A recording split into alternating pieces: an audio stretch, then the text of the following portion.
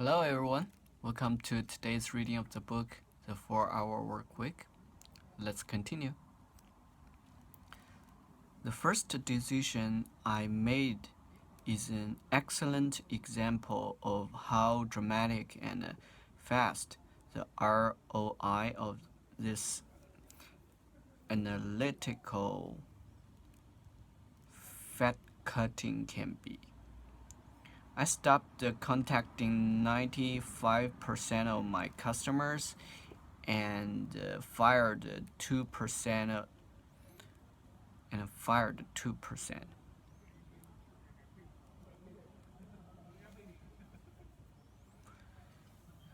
Leaving me with the top 3% of producers to profile and duplicate. Out of more than 120 wholesale customers, a mere 5 were bringing in 95% of the revenue. I was spending 98% of my time chasing the remainder as aforementioned.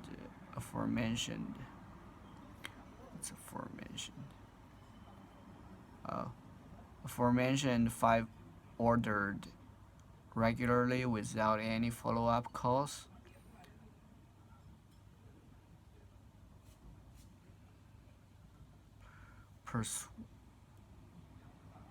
Persuasion or cajoling.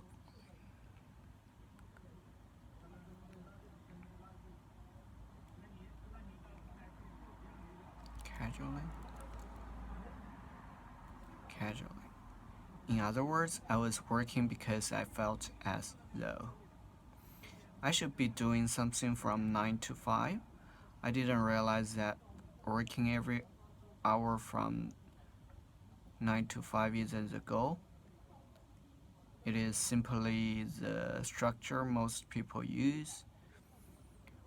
Whether it's necessary or not, I had a severe case of work for work. The most hated acronym in the NR vocabulary.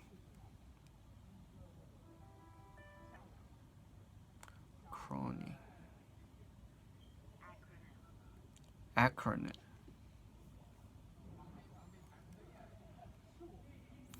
All, and I mean 100% of my problems and complaints came from this unproductive majority, with the exception of 2 large customers who were simply world-class experts of the "here's the fire I started and now you put it out."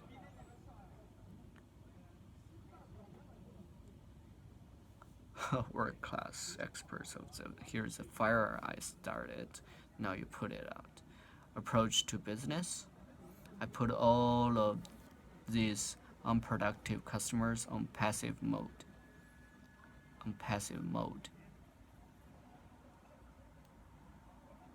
If they ordered large, let them fax in the order.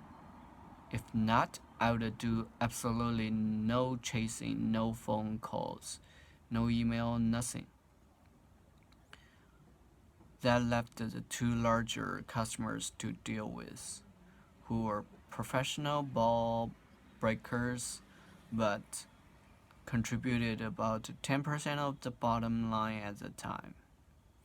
You will always have a few of these, and it is a quandary.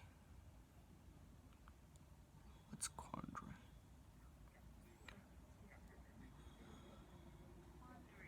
quandary? Awkward situation. That quandary that causes all sorts of problems, not the least of which are self-hatred and depression. Up to that point, I had taken their browbeating insults, time-consuming. Browbeating. What's browbeating? Browbeating. Browbeating. Strap. Browbeating. And turret as a cost of arguments.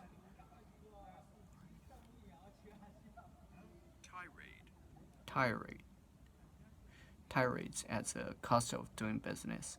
I realized during the 80/20 analysis that these two people were the source of nearly all my unhappiness and anger throughout the day, and it usually spilled over into my personal time, keeping me up at night with the usual I should have said X, Y, and Z to that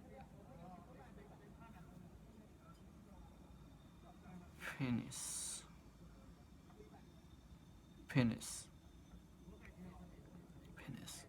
Self flagellation.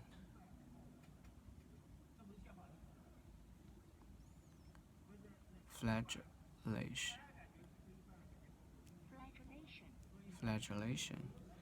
Self flagellation. I finally concluded the obvious. The effect on my self-esteem and state of mind just wasn't worth the financial gain. I didn't need the money for any precise reason, and I had assumed I needed to take it. The customers were always right, aren't they? Part of doing business, right? Hell no, not for the NR. Anyway, I fired their asses and enjoyed every second of it. The first conversation went like this: Customer, what the blah blah? I ordered 2 cases.